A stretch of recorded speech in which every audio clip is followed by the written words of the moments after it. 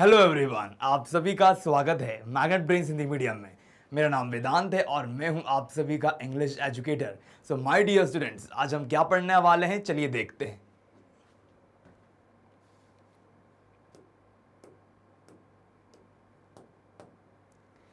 आज हम कवर करने वाले हैं एक्सरसाइज वाला पार्ट।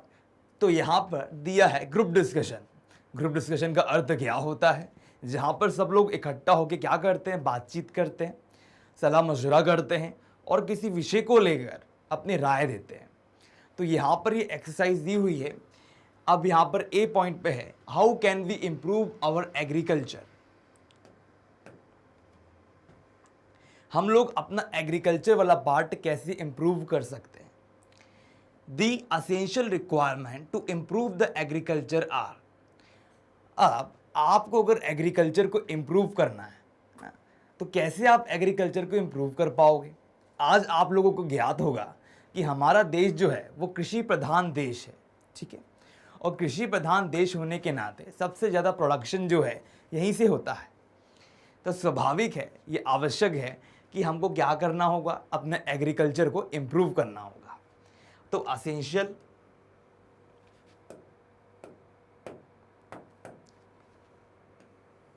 रिक्वायरमेंट्स, महत्वपूर्ण रिक्वायरमेंट्स क्या है? एक है हाई यील्डिंग सीड्स, एक है नेचुरल फर्टिलाइजर्स, ठीक है। अब जैसे कि यहाँ पर बताया गया है HYV सीड्स होती हैं और नेचुरल फर्टिलाइजर्स होते हैं ना। कुछ केमिकल्स होते हैं, कुछ ऐसी चीज़ें होती हैं जो क्या करती है, हमारी सॉइल को बहुत बढ़िया बनाती हैं। Besides these we should use modern devices. इनके बावजूद हम क्या करते हैं, we should use modern devices. हमें क्या यूज़ करना चाहिए, शुड यानी चाहिए, we should use modern devices. Modern का मतलब क्या होता है, आधुनिक, और डिवाइसेस, तो यहाँ पर हमारे पास मॉडर्न डिवाइसेस जो हैं वो कहीं ना कहीं हमारी सहायता करेंगे। एंड साइंटिफिक मेथड्स यानी वैज्ञानिक तरीके। पहले समय के लोग क्या करा करते थे, जैसे कि मैंने आपको बताया है पाठ में कहीं ना कहीं कि जितने भी लोग हुआ करते थे पहले समय के, वे लोग हल के द्वारा जोता करते थे पूरी की पूरी भूमि को। लेकिन उसके पश्चात क्या हुआ, ट्रैक्टर्स आने लग गए। तो कहीं ना कहीं विज्ञान के बढ़ते चरणों ने इसमें कुछ बदलाव लाया। The small pieces of land should be brought together to make a big piece. यहाँ पर कहा जा रहा है कि जो स्मॉल पीसेस हैं यानी छोटे पीस, छोटे छोटे टुकड़े जो हैं किसके, लैंड्स के, यानी जो जगह है जहाँ पे वो लोग काम करते हैं, शुड बी ब्रॉट टुगेदर। उनको क्या करना चाहिए, टुगेदर यानी इकट्ठा लाना चाहिए। To make a big piece, उसको क्या करना है, छोटे छोटे टुकड़ों को लेकर हमें एक बड़ा टुकड़ा बनाना है। Cooperative method should be adopted for working. अब यहाँ पर क्या कहा जा रहा है कि हमें क्या करना है, कोऑपरेटिव मेथड्स जो होते हैं उनको यूज़ करना है ना। बहुत सारी कोऑपरेटिव मेथड्स होते हैं जहाँ पे सब लोग मिलकर मेथड्स को बनाते हैं और यूटिलाइज करते हैं। The government should also provide necessary assistance. अब यहाँ पर कहा जा रहा है जो हमारी सरकार है उसे क्या करना चाहिए, शुड ऑल्सो प्रोवाइड, उसे क्या देना चाहिए, नेसेसरी असिस्टेंस यानी सहायता। जो महत्वपूर्ण सहायताएं हैं वो हमारी सरकार को देना चाहिए, स्पेशली इन इरिगेशन, है ना। इरिगेशन अर्थात सिंचाई का कार्य जो होता है वहाँ पे इसकी आवश्यकता पड़ती है। Trained agriculture specialist should be employed to make the farmer aware with the modern technology of agriculture. यहाँ पर ये कहा जा रहा है कि जो लोग ट्रेंड एग्रीकल्चर है, स्पेशलिस्ट होते हैं, जैसे कि इंग्लिश के स्पेशलिस्ट होते हैं, एकेडमिक स्पेशलिस्ट होते हैं, वैसे ही क्या होता है, ट्रेंड एग्रीकल्चरल स्पेशलिस्ट हुआ करते हैं। उनको क्या चाहिए, शुड बी एम्प्लॉयड, उन लोगों को एम्प्लॉयमेंट मिलना चाहिए, नौकरी मिलनी चाहिए। To make the farmer aware, ताकि जो फार्मर लोग हैं, जो किसान हैं, उनको अवेयर किया जाए, उनको जानकारी में ये चीज़ें आए with the modern technology of agriculture. यानी जो मॉडर्न टेक्नोलॉजी है, अगर यही लोग हमारे क्या कहते हैं ट्रेंड एग्रीकल्चरल स्पेशलिस्ट हैं, उनको एम्प्लॉय किया जाएगा अलग अलग जगहों में, अलग अलग क्षेत्रों में, तो वो लोग क्या होंगे, अवेयर हो जाएंगे मॉडर्न टेक्नोलॉजी को लेकर, किसकी, एग्रीकल्चर। तो माय डियर स्टूडेंट्स, आपको एक बात समझ में आ गई होगी कि एग्रीकल्चर जो है वह बहुत महत्वपूर्ण भाग है भारत का। और ख़ास कि अगर हम ध्यान से देखें तो आपको पता होगा कि हमारे देश में अलग अलग सेक्टर्स होते हैं और ये प्राइमरी सेक्टर का बहुत महत्वपूर्ण पार्ट है। कहीं ना कहीं पूरा प्राइमरी सेक्टर इस पर डिपेंड करता है। चलिए बी पर आते हैं। Low income of farmers is a cause of great concern in India. अगर हम बात करते हैं किसकी, लो इनकम की। अब लो इनकम से हम क्या समझते हैं? देखिए, बहुत सारे फार्मर्स ऐसे होते हैं जिनको इनकम जो है वो बहुत कम दी जाती है। तो जो लो इनकम ऑफ फार्मर है is a cause of great concern. अब देखिए, हर एक आदमी को अच्छी, अगर वो नौकरी करता है, ठीक है, नौकरी करने के बाद यदि आप 8 आवर्स की नौकरी करते हो और अगर आपको कोई 5,000 रुपये देता है फॉर एन एग्जाम्पल, तो कितना बुरा होगा ना। आप मजबूरी में काम कर रहे हो लेकिन 8 घंटा 5,000, और उसमें भी आपको पूरे दिन काम करना है। मिनिमम आज के समय एक आदमी को 30,000 से ज़्यादा पैसों की आवश्यकता रहती है मैक्सिमम घर चलाने के लिए, या एक इंडिविजुअल आदमी को भी 30,000 की आवश्यकता पड़ती है ना। अगर हम यहाँ बात करते हैं फार्मर्स की खास के, तो उनकी कम इनकम है, तो उससे क्या होगा, उनसे उनके कारण हमारे देश पे बहुत ज़्यादा प्रभाव पड़ेगा। तो low income of farmer is caused by, तो हमको यहाँ पर क्या बताना है कि जो लो इनकम है, कम इनकम जो है, कम आय जो है फार्मर की, वो कैसे है। सबसे पहली बात, ट्रेडिशनल मेथड ऑफ एग्रीकल्चर। अब जैसे कि हमने चैप्टर में पढ़ा था कि जो पारंपरिक तरीके हैं जिनका हम उपयोग करते हैं एग्रीकल्चर में, कृषि क्षेत्र में, वो कहीं ना कहीं क्या करता है, हमारे देश के किसानों के लिए एक नेगेटिव पार्ट बनकर आता है। इसलिए बनकर आता है क्योंकि बाकी देशों के लोग क्या कर रहे हैं, टेक्नोलॉजी को यूज़ करके कम समय में अच्छा उपयोग, है ना, अच्छा उत्पादन बना रहे हैं, प्रोडक्शन कर रहे हैं। अगला है natural disaster, flood and drought. अब देखिए, यहाँ पर बताया जा रहा है नेचुरल डिजास्टर्स। आप सभी को पता होगा कि हमारे देश में हर जगह कहीं ना कहीं आप देख सकते हैं बाढ़ आ जाती है, कहीं सुनामी आ जाती है। तो इसके कारण सूखा पड़ना, है ना, ड्रॉट, और फ्लड के कारण हमारे देश में जो किसान हैं वो बहुत ज़्यादा परेशान रहते हैं। इससे खेती में उनको व्यवधान उत्पन्न होता है। Lack of proper planning. अब देखिए, कोई भी कार्य अगर आपको करना है तो उसके लिए आवश्यकता होती है प्लानिंग की। बिना प्लानिंग के आप कोई भी कार्य नहीं कर सकते। और अटेंशन बाय द गवर्नमेंट। अब अगर गवर्नमेंट ध्यान नहीं देगी तो किसान लोग क्या कर पाएंगे, कुछ भी नहीं कर पाएंगे। तो गवर्नमेंट का कार्य ये होता है कि वो कहीं ना कहीं सरकार किसानों की सहायता करे। लो प्राइस ऑफ द प्रोडक्ट्स। अब यहाँ पर क्या कहा जा रहा है, जो भी प्रोडक्ट वो बनाते हैं, उत्पादन करते हैं, उसका बहुत कम प्राइस देना। All the above factor affect the economy of India. कहीं ना कहीं ये जितने भी फैक्टर्स हैं वो क्या करते हैं, हमारे भारत की, आप कह सकते हैं फैक्टर्स का मतलब होता है कारक। ये सभी फैक्टर्स जो हैं कहीं ना कहीं अफेक्ट करते हैं इकोनॉमी ऑफ इंडिया को। चलिए आगे बढ़ते हैं। आगे दिया है generation gap. Generation gap sometimes creates confusion. अब यहां पर देखिए जनरेशन गैप क्या होता है। जनरेशन गैप जो है कहीं ना कहीं क्या क्रिएट करता है, कंफ्यूजन क्रिएट करता है। With the change of time the values of society changes. जैसे जैसे क्या होता है, समय बदलता जाता है, वैसे वैसे ही हमारी सोसाइटी की जो सोच है, जो समझ है, वो भी चेंज हो जाती है। The old and mature people have their own point. यहाँ पर जो ओल्ड और मैच्योर लोग होते हैं उनके अपने खुद के पॉइंट होते हैं। अब यहाँ पर देखिए, मैच्योर लोगों का मतलब जो लोग समझदार होते हैं। देखिए, एक स्तर पर आने के पश्चात आदमी भी मैच्योर हो जाता है, मैच्योरिटी लेवल इजीली बढ़ जाती है। तो वही चीज़ यहाँ बताई गई है कि जो पुराने समय के लोग हुआ करते हैं और जिन लोगों को इस फील्ड की जानकारी होती है, वे लोग क्या करते हैं, अपने खुद के पॉइंट ऑफ व्यू रखते हैं। अब देखिए, have their own point of view for life which can not match the point of view of younger generation. तो कहीं ना कहीं क्या होता है कि can not match to the point of view of younger generation. अब जो यंगर जनरेशन है, यानी आज की जनरेशन जो है, पुराने समय के लोगों के द्वारा बताई गई सोचने वाली विषयों को अच्छे तरीके से अपने अंदर आत्मसात नहीं कर पाते हैं। इसका सबसे बड़ा कारण ये है कि जो भी विषय ओल्ड लोगों के पास हैं, जो सोच समझ है, वो उनके समय की है। आज का समय जो है वो परिवर्तित हो चुका है, हम आधुनिक युग में आ चुके हैं। तो ये जो आधुनिक युग है कहीं ना कहीं क्या करता है, हम पर बहुत अधिक प्रभाव डालता है। तो यहाँ पर एक तरीके से जेंडर गैप जो है वो हम यहाँ पर देख पाते हैं। द यंगर जनरेशन का मतलब होता है जो यंग लोग होते हैं, believes in modern and scientific living. अब देखिए आज के समय क्या करते हैं हम लोग, आज के समय हम लोग आधुनिक चीज़ों पर ध्यान देते हैं, ठीक है, साइंटिफिक लिविंग पे ध्यान देते हैं। तो यही है, हम ही लोग हैं यंगर जनरेशन के part. The older generation does not consider such type of living proper according to the religion and morality. अब यहाँ पर क्या होता है, जो ओल्डर जनरेशन के लोग होते हैं does not consider such type of living. अब यहाँ पर क्या है, कहीं ना कहीं वो पुराने समय के लोग जो हैं उनके लिए वैज्ञानिक सोच और मॉडर्निटी कहीं ना कहीं इतने ज़्यादा उपयोगकारी नहीं रही। जो पुराने लोग होते हैं does not consider such type of living, इस तरह की चीज़ों पे ध्यान नहीं देते proper according to the religion and morality. कहीं ना कहीं जो धर्म है और नैतिकता जो है उसके अनुसार वे लोग काम किया करते हैं। दे गिव ग्रेट इंपॉर्टेंस, वे लोग क्या करते हैं, बहुत ज़्यादा इंपॉर्टेंस देते हैं, महत्व देते हैं। किसको देते हैं, to their own old life style. जो पुराने समय के लोगों के स्टाइल है, रेडियो में गाने सुनना, मोबाइल है तब भी रेडियो में गाने सुनना, ठीक है, पेपर पढ़ना, इंग्लिश पेपर है लेकिन तब भी हिंदी पेपर ही पढ़ना। तो कहीं ना कहीं पुराने समय के लोगों की अपनी खुद की सोच है, ठीक है। Sometimes these differences create conflict.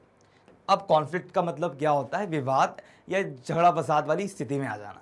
तो जो पुराने समय के लोग हुआ करते हैं और जो नए समय के लोग हुआ करते हैं उनके मध्य में क्या होता है, डिफरेंसेस आ जाते हैं। यही सारे कारणों के कारण दो both the generation should realise the feeling of each other. जो दोनों जनरेशन है उन लोगों को क्या करना चाहिए, रियलाइज करना चाहिए, क्या, एक दूसरे की फीलिंग्स को। अब ऐसा क्यों, इसके पीछे क्या कारण है। सबसे पहली चीज़ तो ये है कि भले ही जो लोग हमारे ओल्डर लोग हैं, ओल्डर जनरेशन है, कहीं ना कहीं उन लोगों को हम लोगों से ज़्यादा अनुभव है, स्वाभाविक है। और जो नई जनरेशन है उसके पास आधुनिक चीज़ों का बहुत अनुभव है। हम अगर ध्यान दें तो पुराने लोगों का अनुभव और हमारा अनुभव कहीं ना कहीं हमारे देश की तरक्की में क्या करेगा, एक सहायता करेगा।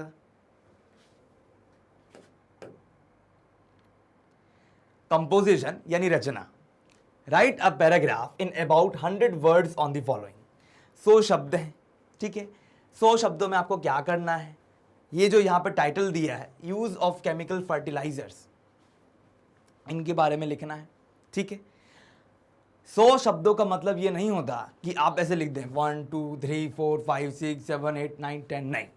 100 शब्दों का मतलब होता है 1 2 3 4 और एक वर्ड का रिपीटेशन नहीं होना।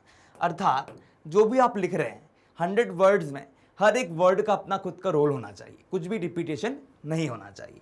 अगर रिपीट होता है तो वो काउंट नहीं किया जाता। केमिकल फर्टिलाइजर्स, अब देखते हैं, चलिए डियर स्टूडेंट्स, केमिकल फर्टिलाइजर क्या होते हैं। Are used in our agriculture to enhance the products. जो भी हमारे प्रोडक्ट्स होते हैं, जो भी वस्तु हैं, विषय वस्तु, जिन चीज़ों को हम प्रोडक्ट बोलते हैं, प्रोडक्ट्स में हर चीज़ आ जाती है। तो आज के समय क्या किया जा रहा है, केमिकल फर्टिलाइजर्स के माध्यम से हम हमारे एग्रीकल्चर को इनहेंस कर रहे हैं, बढ़ा रहे हैं। Chemical fertiliser give higher production, इनके कारण क्या होता है, जो प्रोडक्शन है वो बहुत ज़्यादा होता है। They are frequently use by the farmers, कहीं ना कहीं फ्रिक्वेंटली का अर्थ होता है बार बार, यूज किए जाते हैं फार्मर्स के द्वारा।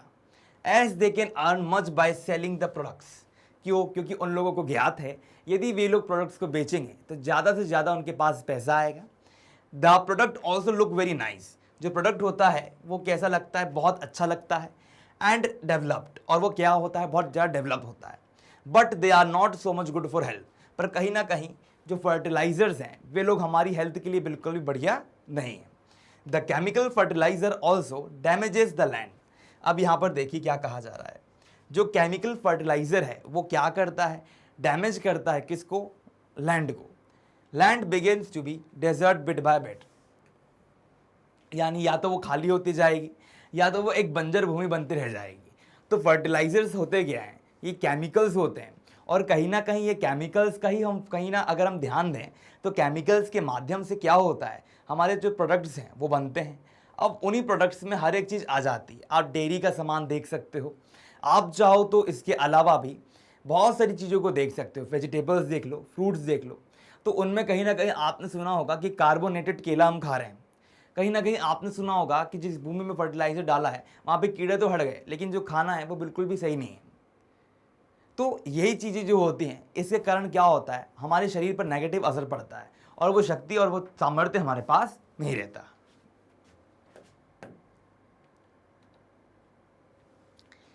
द अमाउंट, अब देखिए यहां पर अमाउंट का मतलब क्या होता है, मात्रा।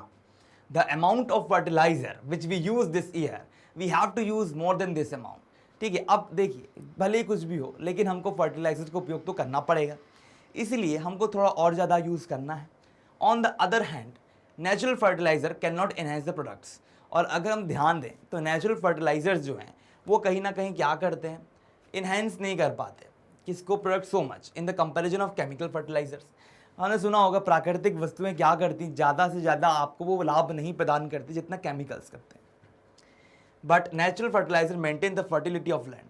लेकिन अगर हम ध्यान दें तो नेचुरल फर्टिलाइजर्स जो होते हैं वो क्या करते हैं, फर्टिलिटी को बहुत ज़्यादा फोकस करते हैं। अब देखिए फर्टिलिटी से आप क्या समझते हैं, उर्वरता, यानी जो भूमि है अगर आप बीज बो दो तो वहाँ पे बीज आ जाएगा ना, अगर तो फर्टाइल लैंड है जहाँ पे बीज उग रहा है वो फर्टाइल लैंड है। It is also cheaper than the chemical fertiliser, और कहीं ना कहीं क्या होता है, जो केमिकल फर्टिलाइजर्स है उससे वो बहुत सस्ते होते हैं। चीपर का अर्थ होता है सस्ता, ठीक है dear students. But from business point of view, अगर हम व्यवसाय के दृष्टिकोण से देखें, बिजनेस का अर्थ होता है व्यवसाय, धंधा, उसके दृष्टिकोण से हम देखें तो natural fertiliser is so much fruit bearing.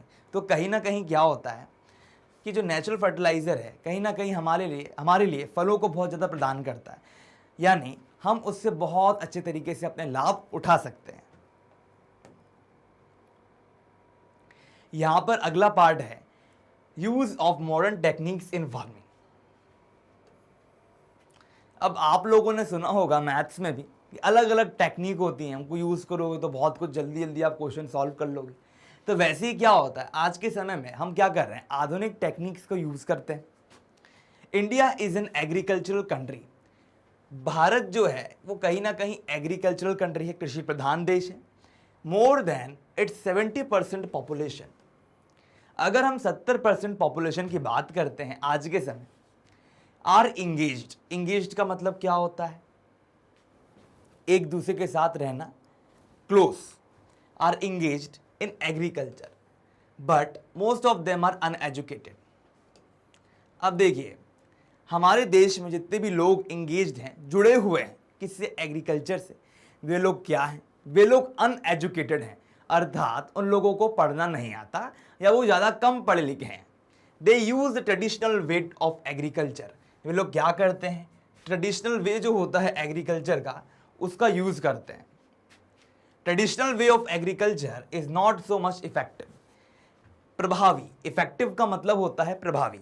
यानी अगर हम ध्यान दें तो आज के समय यदि हम पारंपरिक सिस्टम का यूज करते हैं, तरीकों का यूज करते हैं, तो हम देख पाएंगे कि कहीं ना कहीं इफेक्टिव वो है ही नहीं। Modern techniques are less time taking and highly productive. अब जैसे कि आप लोगों को पता है कि आधुनिक युग ने क्या क्या नहीं किया। पहले के समय लोग 7 समुंदर पार नहीं जा पाते थे, लेकिन आज हम एरोप्लेन की मदद से 7 समुंदर पार जा पाते हैं यूएसए। तो कहीं ना कहीं क्या है कि मॉडर्न चीजें जो हैं हमारे लिए बहुत ज्यादा प्रोडक्टिव हैं। Modern techniques include tractors. अब आप बोलोगे कि सर ये हाई प्रोडक्टिविटी तो होती है, पर इसके पीछे कारण क्या है, कैसे ये हाई प्रोडक्टिविटी हो रही है? इसीलिए हो रही है क्योंकि जो इक्विपमेंट्स हम यूज कर रहे हैं वे कहीं ना कहीं हमारे लिए बहुत ज़्यादा यूजफुल है। जैसे हाई यील्डिंग सीड्स हो गया, साइंटिफिक वे ऑफ सोइंग हो गया। ठीक है, साइंटिफिक वे ऑफ सोइंग का मतलब क्या होता है, वैज्ञानिक तरीके से बीजों को बोना, सीड्स और सीडिंग्स। ठीक है, आप बीज हैं उनको बोओगे तो क्या होगा, जल्द से जल्द वो बीज उग जाएंगे। The farmer should also know what type of land is required for particular crops, है ना। अब जो क्रॉप्स होते हैं हमारे, उनके लिए हमको पता होना चाहिए कि कौन सी लैंड की आवश्यकता है। देखिए dear students, type of land, आपने सुना होगा कि जो पानी वाली जगह होती है वहां पे चावल उगता है। ठीक है, तो कहीं ना कहीं अलग अलग लैंड्स में अलग अलग क्रॉप्स जो होते हैं वो उगते हैं। तो ये आवश्यक है कि फार्मर को इस बात की जानकारी होनी चाहिए, है। अगर नहीं होगी तो क्या होगा, नुकसान होगा। There are so many machines use for different kind of works. अलग अलग कार्य के लिए अलग अलग मशीनों का उपयोग किया जाता है। In agriculture for irrigation pump sets are available. अगर हम इरिगेशन पंप की बात करते हैं तो यहां पर ये सब अवेलेबल होता है जिसको मोटर के द्वारा चलाया जाता है। Threshers are use to separate grains from husk. अब ये जो थ्रेशर्स है, आप बोलोगे सर ये थ्रेशर क्या होता है? थ्रेशर होता है एक अ पर्सन और अ machine that separates grain from corn और अनदर क्रॉप्स द बीटिंग। आपने देखा होगा कि मम्मी क्या करती हैं, छन्ना लेती हैं बड़ा सा और उसमें से ग्रेन को ऐसे हिलाती हैं ना, उससे क्या होता है, गंदगी नीचे चली जाती है और सॉलिड पार्ट जो होता है ऊपर आ जाता है। तो वही चीज़ है, अ पर्सन या कोई व्यक्ति हो गया या कोई मशीन हो गया। थ्रेशर्ड वर्ड पर्टिकुलरली मशीन से जुड़ा हुआ है। वो क्या करता है, हस्क और ग्रेन को अलग अलग कर देता है, जो ऊपरी परतें होती है उसको अलग कर देता है। There is also machine available for harvesting the crops. अगर हम ध्यान दें तो आज के समय क्रॉप्स को हार्वेस्ट करने के लिए भी बहुत सारी मशीनें आ रही हैं, यानी कटाई के लिए। इन minimum time maximum work can be done, यानी कि कम समय में हम ज़्यादा काम कर सकते हैं with a very low man power. अब देखिए, बहुत पहले समय के लोगों की आवश्यकता पड़ती थी, बहुत सारे लोगों की आवश्यकता पड़ती थी, लेकिन आज के समय में हम देख पाएंगे कि कहीं ना कहीं मशीनों का जो उपयोग है वो बहुत ज़्यादा क्या है हो रहा है और लोगों की आवश्यकताएं कम पड़ रही हैं। आप कहोगे इसके द्वारा एम्प्लॉयमेंट कम हो सकता है अगर मशीनें आ जाएंगी, ये बात भी सही है, लेकिन हमको क्या करना है, काम जल्द से जल्द करना है। तो काम जल्द से जल्द करने के लिए कहीं ना कहीं हमको कुछ क्षेत्रों में लोगों को कम करके मशीनों की जो विरायत है उसको आगे लेकर आना है, ठीक है। But for all these things the farmer should be educated. लेकिन इन्हीं सब चीजों के लिए जो फार्मर्स हैं उनको क्या करना होगा, एजुकेट करना होगा। Correct the spelling of the following words, tongue, sweating, stiffen, stumbling, dipping. अब देखिए डियर स्टूडेंट्स, यहां पर क्या है, आप यहां पर देख पा रहे हैं कि हमको डिक्शनरी खोलकर डिक्शनरी का उपयोग कर कर देखना है कि ये स्पेलिंग सही है कि नहीं। अब ये तो बहुत स्वाभाविक है, यहां पर देखिए टंग,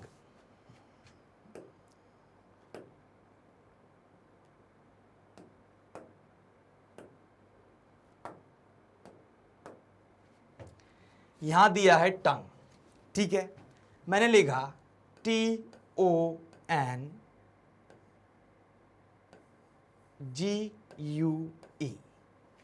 ठीक है। आप कहोगे सर ये क्या लिखा, टोंगे लिखा है क्या?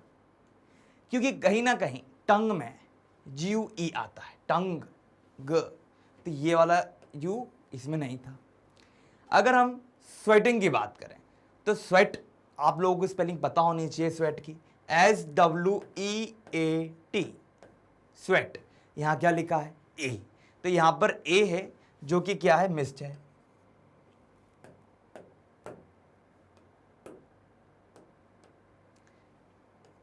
ठीक है, आगे बढ़ते हैं स्टीफन। अब स्टीफन से आप देख पाओगे कि यहां पे डबल F आता है, ठीक है। स्टैम्बिंग, जबकि ऐसा कोई वर्ड नहीं होता, स्टम्बलिंग होता है, UM। डिपिंग है ना, यहां पर देखिए PPING, डिपिंग होता है, तो डबल P आएगा, कहीं पे UM आएगा। तो आपको इन सभी वर्ड्स को बहुत अच्छे तरीके से समझना है और आगे लेकर चलना है अपने माइंड में। Use the following nouns as verb. अब देखिए आंखें, मैप, ग्राउंड, नेल, शेडो, कहीं ना कहीं ये सब कुछ क्या है, नाउन है। आपको क्या करना है, इनको ना यूज करना है किसकी तरह, वर्ब्स की तरह। अब आईज है, तो मैंने क्या करा, my father eyed my activities in the party. अब इससे आप बोलोगे सर आंखों से ये ED लगा के आपने क्या कर डाला, हम बोलेंगे हमने उसको वर्ब के फॉर्म में बदल दिया। आई का मतलब तो देखना होता है, लेकिन उसको क्रिया के फॉर्म में कर दिया। यानी उसके पिताजी जो हैं वो क्या कर रहे हैं, पार्टी में जो भी एक्टिविटीज कर रहा है उसको देख रहे हैं, नजरअंदाज नहीं कर रहे। तो क्रिया का काम है, देखने की प्रक्रिया में। मैप, अब देखिए यहां पर मैप क्या होता है, आपने देखा होगा मानचित्र मंथन होता है। अब इंजीनियर मैप्ड द प्लेन, अब उन्होंने क्या करा, मैप नहीं किया, मैप्ड किया ना, जो प्लान उसको बनाया। Ground, our ship grounded on the port, है ना, शिप क्या हुई, ग्राउंडेड हुई, कहाँ पर, पोर्ट पे। Nail, Christ was nailed on the cross. अब नेल होगा तो नेल को क्या किया, अब उनको ठोक दिया गया, तो एक प्रक्रिया में आ गया। नेल तो हमारे को हमको पता है कि क्या होता है, कीलें होती हैं, लेकिन उनको नेल्ड कर दिया गया, यानी कीलों से ठोक दिया गया, कहाँ पे, क्रॉस पे। फॉल यानी गिरना, तो man fell on the slippery road, तो कहीं ना कहीं क्या हुआ, यहाँ पे हमने आदमी को गिराते हुए दिखाया कि वो गिर गया। Shadow, the evil forces shadowed my house. अब यहाँ पर अगर हम बात करते हैं शेडो की, तो जो ईवल फोर्सेस ने क्या करा, शेडोड किया, है ना, लाइक उनके घर में वो आ गई और पूरी जगह पे क्या करा, अपना कब्जा कर लिया। सेंस, देखिए हमें क्रिया के द्वारा क्या समझना होता है, एक ही वर्ड है, अलग अलग चीज़ों को जोड़ के हम शब्दों का सेंस बनाते हैं। तो यहाँ पर सेंस निकल रहा है, भाव निकल रहे हैं शब्दों के द्वारा क्रिया वाले। आप बोलोगे sir my father eyed my activity, नहीं, नजरअंदाज नहीं कर रहे, वो उसकी एक्टिविटीज को देख रहे हैं, तो देखना एक क्रिया हो जाती है। यहां पर दिया है, read the following sentences carefully, हर एक सेंटेंस को अच्छे से पढ़ो। My father worked with the horse plough, यहां पर दिया है कि मेरे पिताजी हॉर्स प्लो के द्वारा काम करते थे। अब यहां पर क्या है, हाइफन आ रहा है, ठीक है। I stumbled in his hobnailed wake, ठीक है। अब देखिए, you see that in the first sentence a compound word horse plow is made by combining two nouns। दो nouns हैं, उनको जोड़कर क्या करा है, यहाँ पर horse plow बनाया गया। horse and plow and its functions are now as nouns, है ना। अब देखिए horse और plow जो हैं, अगर आप ध्यान से देखोगे तो यहाँ पर हम क्या करें, दो नाउन को एक साथ जोड़ के कंपाउंड वर्ड बना रहे हैं। हॉर्स और प्लो नाउन है ना। In the second sentence, the compound word hobnailed consists of noun hob and nailed, है ना। अब यहाँ पर भी नाउन है। It is function like an adjective, लेकिन यहाँ पे क्या कर रहे हैं, वो एडजेक्टिव की तरह फंक्शन कर रहे हैं। Several compound words can be made by combining two similar or different parts of the speech, है ना। हम अलग अलग पार्ट्स ऑफ स्पीच को जोड़कर भी क्या कर सकते हैं, कंपाउंड वर्ड बना सकते हैं। अब देखिए, now form as many compound words as you can by using word given below। अब यहां पर दिया है ब्रेकफास्ट, तो ब्रेक और फास्ट को जोड़ के क्या बनाया, ब्रेकफास्ट बनाया, ठीक है। ब्रेकिंग न्यूज, तो ब्रेकिंग न्यूज बना दिया। वैसे ही हम क्या करेंगे, इन वर्ड्स को यूज करके अलग अलग सेंटेंसेस बनाएंगे। अब देखिए, जैसे यहां पर दिया है ब्रेकफास्ट, तो आप लोग कंपाउंड वर्ड्स बनाते हैं, तो आप लोग क्या कर सकते हो। अब जैसे यहां पर दिया है ब्रेकफास्ट, तो आप यहां पर क्या करोगे, फास्ट दिया है तो आपने ब्रेक जोड़ा और फास्ट बना दिया, ठीक है। फास्ट फ्रेंड बना दिया, पॉइंट है तो पॉइंट गार्ड बना दिया, मेल्टिंग पॉइंट कर दिया, ब्रेक ब्रेक डाउन कर दिया, ब्रेकफास्ट कर दिया। आप चाहे तो हाइफन भी लगा सकते हैं। कॉन्शियस है तो नॉन कॉन्शियस हो गया, अनकॉन्शियस हो गया, सब कॉन्शियस हो गया। राइट है, आपने एक वर्ड लगा राइट बैक हो गया, राइट ऑफ हो गया, राइटिंग पैड हो गया, हार्ट अटैक हो गया, हार्ट बीट हो गया। तो कहीं ना कहीं आप हाइफन लगा के या बिना लगाए भी कंपाउंड वर्ड्स ऐसे नहीं बन जाते हैं। तो यहाँ पर आप देख पा रहे हैं कि यहाँ पे कुछ कंपाउंड वर्ड्स हैं जो कि हमने बनाए हैं। अगर इसके रिगार्डिंग कोई डाउट्स हो तो आप पूछ सकते हैं। हाँ, यहाँ पर आप ध्यान रख सकते हैं कि जो भी वर्ड हम चुनते हैं, अलग अलग पार्ट ऑफ स्पीच भी आप जोड़ सकते हो। यहाँ पर दो नाउन भी जुड़ सकते हैं यहाँ पर, ठीक है। अब ब्रेक डाउन, ब्रेकफास्ट, इनको जोड़ के हमने क्या करा, कंपाउंड वर्ड्स, जैसे कि ऑलरेडी प्रीवियस वीडियोस में हमने सीखा है। Match box, match maker, colour, colour blind, colour code, fit, fitfully, fitness, unfit, blank, blank cheque, blank words, steel, steel drum, steel work, steel bar, melt, melt down, melting point, look, look out, looking glass. तो यहाँ पर हमने क्या करा है, words को जोड़कर compound words बनाए ना। अब बाहर देखो, लुक आउट, तो दोनों जोड़ के बन गए। वर्ड मीनिंग पर आते हैं। Find from the poem words the meaning of which have been given column A, the last part of each word is given in column B. अब देखिए यहाँ पर क्या करा है, कुछ वर्ड सेंटेंसेस दिए, उनकी मीनिंग यहाँ पर दी है, लेकिन उनकी मीनिंग को आपको कंप्लीट करके बताना है। तो चलिए अब हम देखते हैं आगे क्या कहा जा रहा है। अब देखिए यहाँ पर दिया है a way of walking with slow heavy steps. तो यहाँ पर क्या है, a way of walking with slow heavy steps. है ना। आप बहुत अच्छे तरीके से आप देख पा रहे हैं यहाँ पर कि अ वे ऑफ वॉकिंग, एक तरीका वॉक करने का जहाँ पर हम हैवी स्टेप्स से चल रहे हैं। इसका मतलब होता है plot. Sometimes that is annoying, कभी कभी जो गुस्सा देने वाला है। Nuisance, taking a lot usually about nothing important. Yapping, है ना, टॉकिंग करना, बात करना, अ लॉट, बहुत बार, यूजुअली अबाउट नथिंग इंपॉर्टेंट, फालतू बातें करना।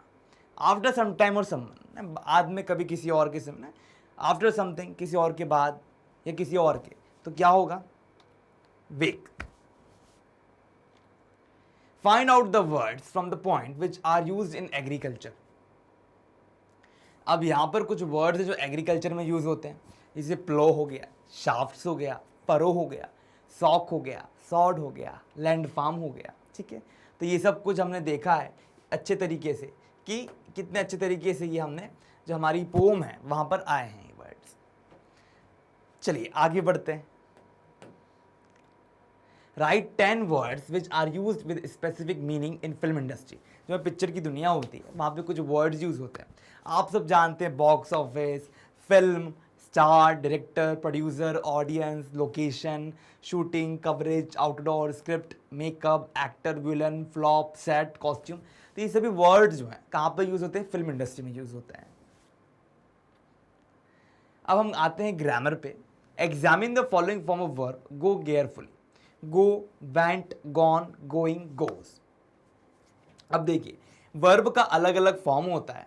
आप लोगों को पता होगा रेगुलर और इरेगुलर वर्ब्स होते हैं। तो यहाँ पर जो वर्ब्स दिए हैं, जैसे गो हो गया, वेंट हो गया, गॉन हो गया, गोइंग हो गया, गोज हो गया, कहीं ना कहीं पास्ट, प्रेजेंट और फ्यूचर को दर्शा रहे हैं। Give different forms of the given verbs illustrated below above. ऐसे work, stumble, follow, roll, ride, sweat, rise, turn, grow, hop. तो इसी फॉर्म में हमको बताना है। Work, worked, worked, working, works. अब स्टम्बल्ड का स्टम्बल्ड हो जाएगा, stumbled, stumbling, stumbles, followed, followed, following, follows, है ना। Rolled, rolled, rolling, rolls, rode, ridden, riding, rides. ठीक है, तो ये अलग अलग फॉर्म्स हैं वर्ब के। Sweated, sweated, sweating, sweats, rose, risen, rising, rises, turned, turned, turning, turns, grew, grown, growing, grows, hopped, hopped, hopping, hobs। तो माय डियर स्टूडेंट्स, इसी के साथ हमारा एक्सरसाइज वाला पार्ट यहाँ पर कंप्लीट हो गया। इसके अलावा कोई जानकारी अगर आपको चाहिए तो आप कमेंट सेक्शन में कमेंट करके बता सकते हैं। आप लोगों का बहुत बहुत धन्यवाद।